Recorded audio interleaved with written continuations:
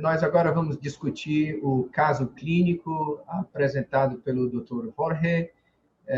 Trata-se de um caso muito interessante. Eu vou discutir aspectos do diagnóstico do distúrbio do equilíbrio ácido-base. Meu nome é Paulo Noves, coordenei o módulo de acidose e alcalose metabólica deste curso. Bom, a primeira etapa na avaliação de um paciente com distúrbio do equilíbrio ácido-base é a avaliação clínica. Então, esta paciente tem diabetes mellitus do tipo 1 e ficou sem insulina por 48 dias. Então, os aspectos clínicos a colocam em risco de desenvolver uma acidose metabólica com anion gap elevado, mais especificamente a cetoacidose diabética. Vamos dizer, mesmo sem olhar os números ainda, só avaliação clínica. Do mesmo modo, a diarreia que a paciente teve a coloca em risco para desenvolver um outro tipo de acidose metabólica, que é a acidose metabólica hiperclorêmica, por perda de bicarbonato nas fezes.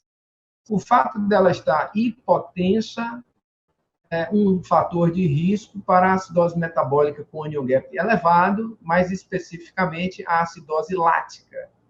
Ela está taquipneica ao exame físico, com 22 incursões por minuto de frequência respiratória, e essa hiperventilação pode representar uma alcalose respiratória primária, ou pode ser apenas a respiração de Kussmaul em resposta à acidose metabólica. Então, essa é a avaliação clínica que a gente faz. Devemos procurar acidose metabólica com anion gap elevado, devemos procurar uma acidose metabólica hiperclorêmica e avaliar a PCO2 para ver se ela está adequada e representa apenas uma hiperventilação compensatória, que seria a respiração de Kussmaul, ou se a paciente tem uma alcalose respiratória primária. Então, vamos aos números. Pela de Henderson-Hasselbalch, para uma PCO de 12 e um bicarbonato de 3,5, o pH deveria ser de 7,0. No caso atual, o pH foi 7,07. Há uma mínima divergência nos centésimos. Isso pode ser devido a algum erro de aproximação do aparelho de gasometria utilizado.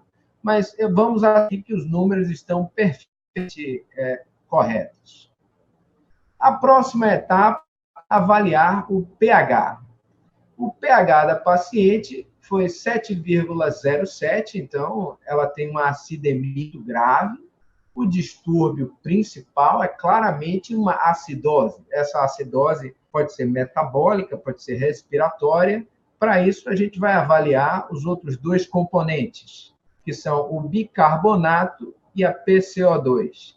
Um bicarbonato muito baixo, 2,5, como é o da paciente, indica que há uma acidose metabólica. Porque se o distúrbio primário fosse respiratório, a PCO2 de 12 sugeriria uma alcalose metabólica. Isso nós estamos buscando. Temos um pH de 7,07, estamos com acidemia grave, e, portanto, buscando uma acidose metabólica. Com esse valor de bicarbonato, fica muito claro que a acidose é metabólica. A próxima etapa é avaliar a atuação da resposta secundária. E no caso de um distúrbio respiratório, a resposta secundária, no caso de um distúrbio metabólico, de acidose metabólica, a resposta secundária é respiratória. Então, a equação de Wien nos dá a PCO2 esperada para um determinado nível de bicarbonato. Então, a equação é 1,5 vezes o bicarbonato da paciente, mais 8, mais ou menos 2. Então, colocando os números todos na equação, nós temos que a PCO2 esperada para esta paciente seria entre 11,25 a 15,5. Como a PCO2 dela está dentro da faixa, né? A PCO2 está dentro da faixa, não há distúrbio respiratório. O próximo passo é avaliar o anion gap. Nós temos uma acidose metabólica, não temos distúrbio respiratório, então já sabemos que a hiperventilação da paciente é só a respiração de Kussmaul, apropriar o grau de acidose metabólica. Agora vamos avaliar que tipo de acidose metabólica pacientes têm. Utilizamos o anion gap e o cálculo do anion gap deu 22,5. Só que, como a paciente tem uma albumina baixa, nós precisamos corrigir o valor do anion gap para a albumina. A albumina dela deu 3, e ao corrigir, utilizando a fórmula de FID, o anion gap subiu para 25. Então, essa paciente tem acidose metabólica, gap elevado. Veja que quando fizemos a avaliação clínica, imaginávamos que ela poderia ter uma acidose metabólica com anion gap elevado por cetoacidose diabética, consideramos também a possibilidade de uma acidose pelo fato de ela estar hipotensa. Só que existia diarreia e nós aventamos a possibilidade de haver também uma acidose metabólica hiperclorêmica. Para ver se a paciente tem 2 tipos de acidose metabólica, nós precisamos dar o próximo passo, que é avaliar a ação delta anion gap bicarbonato. Então, o delta anion gap é o anion gap menos 12. E o delta bicarbonato é 24 menos o bicarbonato da paciente. Fazendo esta relação delta-delta, nós temos um resultado de 0,63. O delta-delta deve ficar entre 1 e 2 para uma acidose metabólica ser considerado puramente com anion gap elevado. Como deu 0,63, ou seja, uma relação delta menor do que 1, existe uma acidose metabólica hiperclorêmica associada, que nós já estávamos imaginando pela avaliação clínica. Então, vamos agora conciliar todo o diagnóstico clínico feito inicialmente com o laboratorial. Nós temos uma acidose metabólica com anion gap elevado, e a principal suspeita dessa paciente é uma cetoacidose diabética.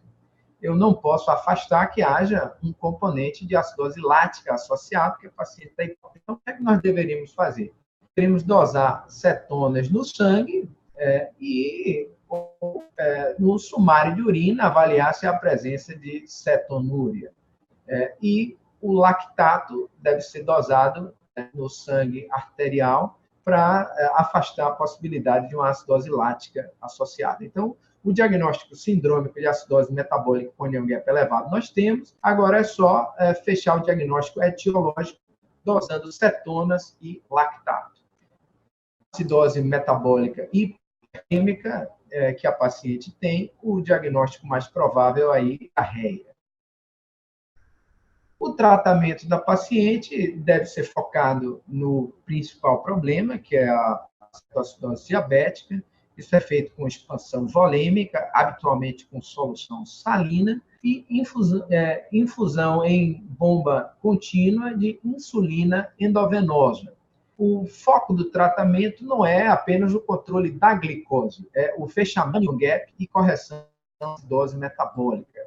A glicose geralmente é corrigida do distúrbio metabólico, então é necessário continuar a infusão de insulina e, para isso, às vezes é necessário começar a infusão de glicose para prevenir hipoglicemia, para que se possa manter a infusão de insulina e corrigir completamente a cetoacidose.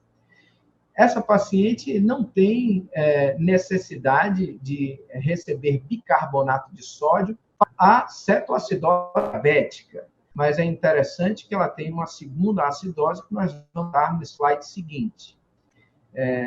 Só para finalizar, a cetoacidose diabética, antes da gente desligar a contínua de insulina, a paciente deve receber insulina subcutânea de ação prolongada para evitar que ela volte a fazer cetoacidose diabética. Agora, como tínhamos dito, ela tem um componente da acidose metabólica que é isquêmico, né? Que é devido à diarreia. Será que esse componente merece tratamento com sódio? A minha sugestão é que seja corrigida a cetoacidose diabética. Se após a ação da cetoacidose e fechamento do anion gap, a paciente permanecer com o bicarbonato baixo, Digamos que o bicarbonato dela suba para 16,5. Como é que eu cheguei a esse valor de 16,5? Eu acrescentei o valor do delta anion, que foi 13, 25 menos 12, que era o cálculo do delta anion gap, e acrescentei isso ao bicarbonato dela. Ela tinha um bicarbonato de 3,5. Quando a gente acrescentou o aumento do anion gap, que foi 13, isso chegaria a 16,5. Se ela só corrigir o bicarbonato para 16,5, você pode administrar, sim, bicarbonato de sódio para corrigir o outro componente da acidose metabólica, que é clorêmico pela diarreia. Uma alternativa é fazer, neste que a gente já faz o diagnóstico de acidose metabólica hiperclorêmica por diarreia desde o início, em vez de fazer o tratamento da cetoacidose diabética com soro fisiológico, a gente pode fazer a expansão volêmica com Ringer lactato. E aí, a transformação do lactato em bicarbonato corrigiria esse componente hiperclorêmico da acidose metabólica. Essas seriam as minhas sugestões para o tratamento desse caso, e o restante dos distúrbios eletrolíticos será discutido pelos colegas. Muito obrigado.